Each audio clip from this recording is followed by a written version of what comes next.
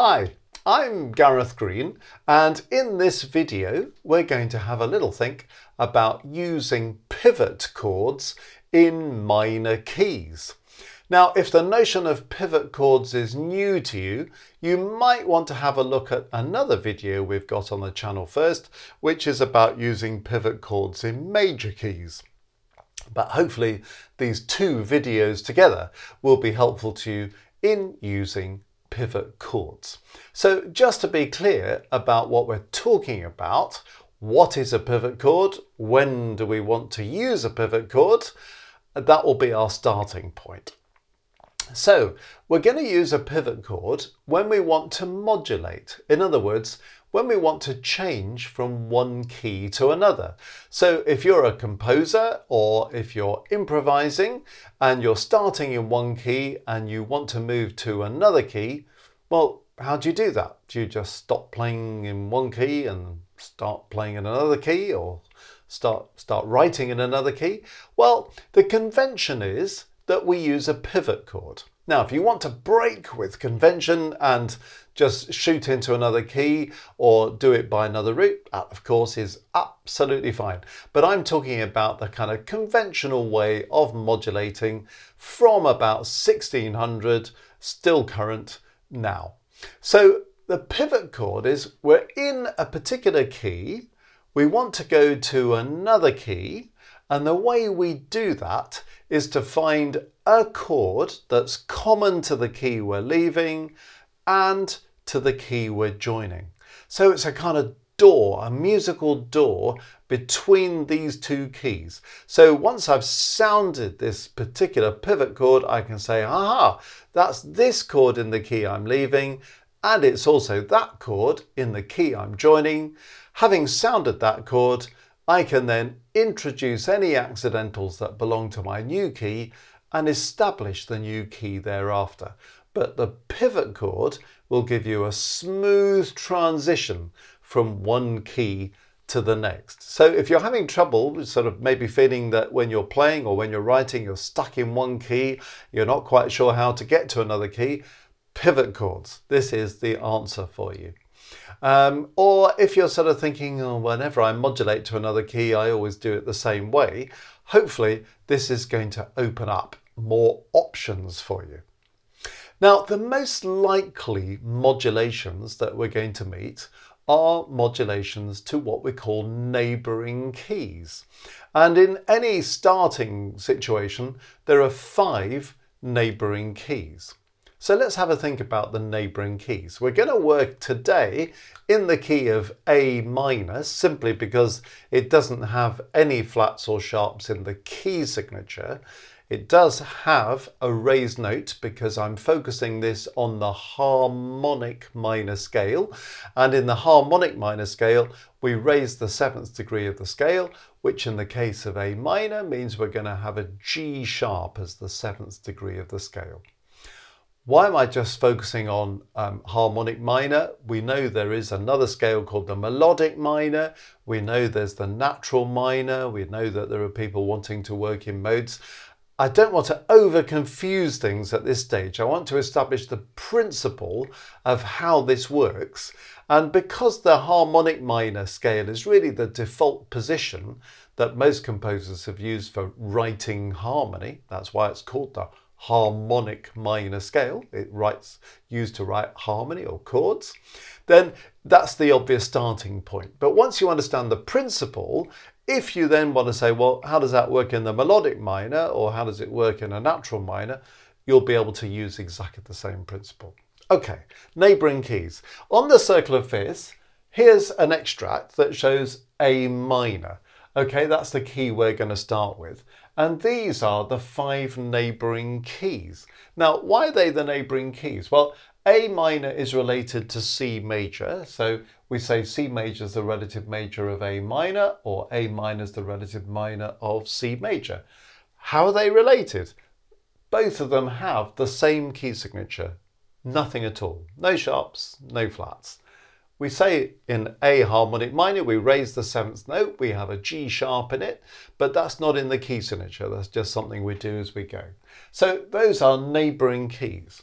Now, A minor's got no sharps, no flats in the key signature, but if I move one space to the right, I come to E minor, and E minor has F sharp in the key signature. It also raises the 7th note in the harmonic minor, so we have F sharp in the key signature, but then when we use E minor, we also use D sharp as the raised 7th note. And E minor is related to G major because G major, like E minor, has 1 sharp in the key signature, F sharp. Okay, on the other side of A minor, we've got D minor. So A minor has no sharps, no flats in the key signature. D minor has 1 flat in the key signature, B flat, and F major shares that. It also has 1 flat in the key signature, B flat. In D minor, we're going to use the B flat from the key signature, and we're also going to raise the 7th degree of the scale, C, becoming C sharp in the harmonic minor scale. So those are the neighbouring keys. Now, are we limited to those keys? Absolutely not. You can go further afield and go to more extreme keys if you like. The only thing to bear in mind is that the further away you go from your starting point, the harder it becomes to find a pivot chord. Because you can imagine that if you start with a key like A minor with no sharps, no flats, if you go to a key like E flat minor where you've got 6 flats in the key signature, where you're going to find a pivot chord, because all those E flat minor chords are going to be full of flats and A minor hasn't got any flats, so there won't be a pivot chord. So how do you do that? Well, you could suddenly wrench your way from A minor to E flat minor and it would be a kind of terrific dramatic gesture. Or you could say, okay, where's A minor on the circular fifths? It's here. Where's E flat minor? It's all the way around here somewhere. Well, maybe I'll have to go through some interim keys on the way. So I use a pivot chord to take me from here to there, another pivot chord to go from there to there, another pivot chord to go from there to E flat minor. So there's a journey you could take using a series of pivot chords into these other keys. So I hope that establishes the principle of pivot chord. So what is a pivot chord? A chord common to the key you're leaving and to the key you're joining. You pass through this to make a smooth modulation. Then you introduce the accidentals you need for the new key in order to establish the new key. So that's how the pivot chord works. Okay, let's have a look at this now then. If we're starting in A minor, every key has its 7 chords, which are built on each degree of the scale. So you take the 1st degree of the scale, you add a 3rd and a 5th above that, you get your 1st chord. You take the 2nd degree of the scale, you add the 3rd and the 5th above that, you get the 2nd chord. And you observe anything in the key signature plus any of these raised 7th notes we're talking about. So let's think through the chords in A minor. So if the scale of A minor is this, A, B, C, D, E, F, G sharp, A, let's build our chords, our triad. So chord 1 is A, C, E. Okay, chord 2, B, D, F. Chord 3, C, E, G sharp. Chord 4, D, F, A. Chord 5, E, G sharp, B. Chord 6, F, A, C. Chord 7, G sharp, B, D. So you see how those chords work in A minor. Okay, now if I want to go to E minor, which we call the dominant minor, it's 5 notes above A minor, so it's the dominant minor. Here it is next door on the circular fifths. I've now got to think, well, what are the chords in the key of E minor? Now, remember we said E minor has F sharp in the key signature, and we're also going to raise the 7th degree of the scale, so that D becomes D sharp. So in E minor, chord 1 is E, G, B. Chord 2 is F sharp, A, C. Then chord 3 is G, B, D sharp. Chord 4 is A, C, E. Chord 5 is B, D sharp, F sharp. Chord 6, C, E, G. Chord 7, D sharp, F sharp, A. So if I want to go from A minor to E minor, I've got to find a chord that belongs to both of those keys. Let's go through these chords. So chord 1 in E minor, we said, was E, G, B, but that can't be a pivot chord because it's almost the same as chord 5 in A minor, but A minor's got a G sharp in it, chord 1 in E minor's got a G natural, so it's not a great pivot chord. Chord 2 in E minor, F sharp, A, C, well, it's got an F sharp in it, isn't it? Whereas chord 6 in A minor has got an F natural, so that's not fantastic. Chord 3, G, B, D sharp, well, it's got a D sharp in it, isn't it? And there's no D sharp up there. Chord 4, A, C, E. Oh, now that's useful, isn't it? Because chord 4 in E minor, A, C, E, is also chord 1 in A minor. So that will do us very nicely as a pivot chord. Chord 5, well, D sharp and F sharp, so that's no good to us, is it really? And then chord 6, C, E, G, well, we need a G sharp from A minor, so that's no good. Chord 7, D sharp, F sharp, A, D sharps, F sharps, no good to us. So we realise that if we want to modulate from A minor to E minor, using the harmonic minor scale, there's only one pivot chord, and it's chord 4 in E minor. Okay, now if we apply the same principle to D minor, you can see this is on the other side of A minor over here, isn't it? What we call the subdominant key, the subdominant minor. Well, if we go through the same process again, we'll find again there's only one chord that acts as a pivot, and it's chord 1, D, F, A. It's chord 1 in D minor, but in A minor it's chord 4. All the other chords have got B flats and C sharps in them that we don't have in A minor. So chord 2, B flat, chord 3, C sharp, chord 4, B flat, chord 5, C sharp, chord 6, B flat, chord 7, C sharp. None of those chords are useful pivots in relation to A minor. So you'll discover, if you've watched the pivot chord video on major keys, our options in minor keys seem to be much more limited, don't they? So that's an interesting thing to take away. And this is why you might sometimes want to use the melodic minor to help you generate more pivot chords. But for the moment, we're sticking with harmonic minor, as I say. Now, what happens if I want to go from a minor key to a major key? Well, A minor to C major is the most obvious one because they are partners in crime on the circle of fifths. They're sharing a key signature of nothing. So in C major, let's have a look. Chord 1 in C major, C, E, G. Well, that's no good because in A minor we've got a G sharp. Chord 2, D, F, A. Oh, that's handy, isn't it? Because that's also chord 4 in A minor. In C major, chord 3 is E, G, B, but we need a G sharp, don't we, in A minor, so that's no good. Chord 4, F, A, C, that's quite handy because that's chord 6 in A minor. Chord 5 in C major, not terribly useful, it's got G natural. We're looking for a G sharp up here. Chord 6, well, that's handy, isn't it? A, C, E, because that's also chord 1 in A minor, so that's a useful one. And then chord 7, B, D, F, is also chord 2 in A minor. So you see how this works.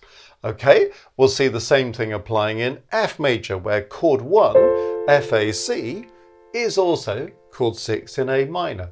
Chord 2 is no good because F major's got a B flat, so G, B flat, D is not a pivot that's useful to A minor. Chord 3, well, that's quite handy, A, C, E, because that's chord 1 in A minor. Chord 4 in F major's got a B flat in it, so that's not terribly useful.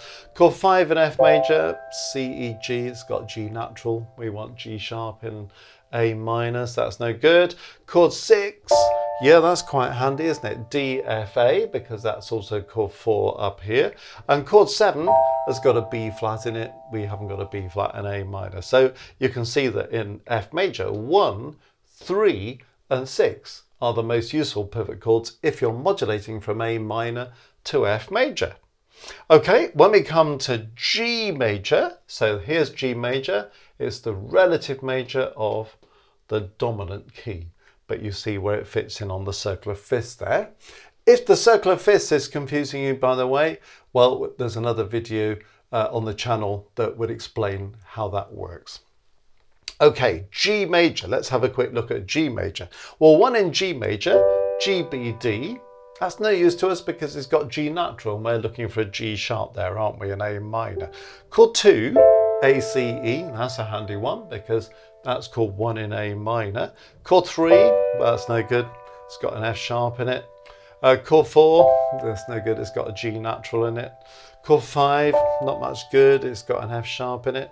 Chord 6, no, it's got a G natural in it. Chord 7, no, sorry, it's got an F sharp in it. So you notice when we're going from A minor to G major again, we've only got one pivot chord, and it's that chord 2. But you can see how important it is to work out where your pivot chords are, because you might be thinking, well, I only want to go from A minor to E minor. They're sort of next door keys. That should be easy enough. But if you do that, then your safest option is to go for chord 4 in E minor, because it's also chord 1 in A minor. That's going to give you the strongest modulation through pivot chord. As I say, if you want to do it without a pivot chord, that's entirely up to you, but that's going to be the safest way of doing it. Okay, let's just see if we can put this into practice a bit. So I'm going to play a musical snippet in the key of A minor. I'll use the same one each time, and then I'll show you how the pivot chords take us into these other keys. So let's deal with this one first. We're in A minor. Here's my little musical snippet in A minor. So what I'm now going to do is use chord 4 in E minor, which remember is also chord 1 in A minor, as the pivot chord. So I'll play that snippet, I'll use chord 4, and then I'll introduce the accidentals we need to go into E minor, and you'll hear how it's a nice smooth transition into E minor, and how we then kind of establish the key of E minor after the pivot chord. So don't use any accidentals for E minor before the pivot chord, only use them after the pivot chord.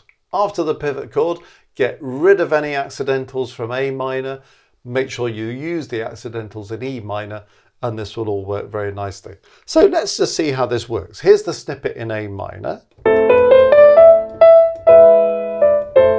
Here's the pivot chord. And now I've introduced the accidentals that take me into E minor. You see, I use the pivot chord, then I get going with F sharp and D sharp in E minor, and we've got a nice smooth transition from one key to the next. You hear the modulation, but it doesn't kind of jump out at you and upset the flow of the music in any way. Okay, well, we said that if we want to go to D minor, well, chord 1 is our pivot chord here. Now, chord 1 in D minor, D, F, A, well, that's also chord 4 in A minor, isn't it?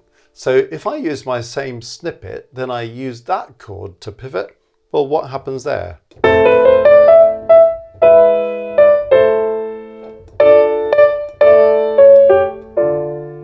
So do you see how I've used that pivot to take me into D minor? Sounds quite kind of smooth, doesn't it? All right, now if I want to go from A minor to C major, well, I've got 4 options now. Isn't that terrific? So chord 2 in C major is D, F, A, and that's chord 4 in A minor. So how does that work?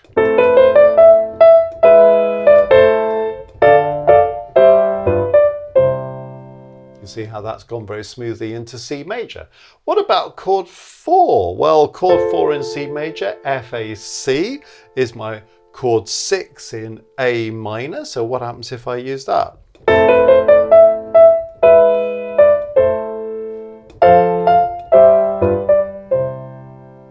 See, it just goes very smoothly, doesn't it? Okay, now what about the next one? This is chord 6 in C major. Well, that's A, C, E, which is chord 1 in A minor, isn't it? So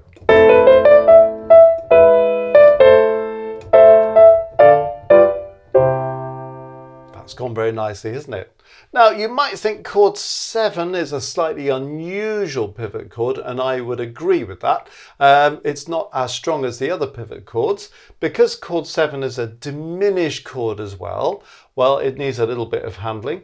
And if you're going to use a diminished chord, it's normally better to use it in first inversion. So, this one just maybe one to shy away from initially, but as you get more happier using these pivot chords, there's no reason not to use chord 7. So chord 7 in C major is B, D, F, which is chord 2 in A minor. So what happens if I'm in A minor and I use that as my pivot chord? And then I go into C major by using that chord. You see how it works? If you put it in first inversion, it works quite happily. Okay, well, what about F major? Well, chord 1 in F major is F, A, C. That's 6 in A minor. So can I go through that chord to get to F major?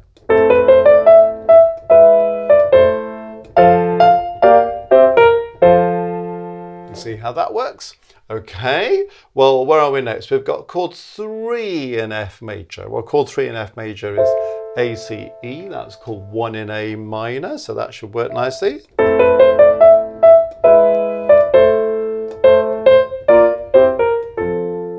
So that takes me nicely into F major. And we've also got chord 6, haven't we? So chord 6 in F major is D, F, A. That's chord 4 in A minor. So how does this work going from A minor to F major?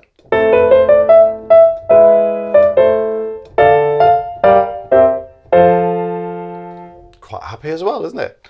And then finally we've talked about G major having only one good pivot chord. That's chord 2. So A, C, E is chord 2 in G major. It's also 1 in A minor. So how does that work?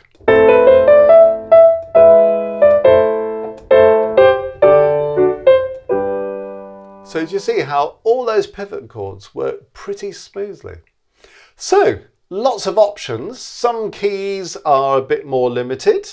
And if you've understood how that works in harmonic minor scales, well, by all means experiment using some chords from the melodic minor scale, or think about how it would work using a natural minor scale as well if you want to. But I hope at least this video establishes the principle of what exactly is a pivot chord, when are we going to use it, how are we going to use it, what are all the options for the neighbouring keys, and then you can kind of use that and hopefully get happier about looking and investigating all those options. So I hope that's been helpful, and have fun dealing with your pivot chords in minor keys.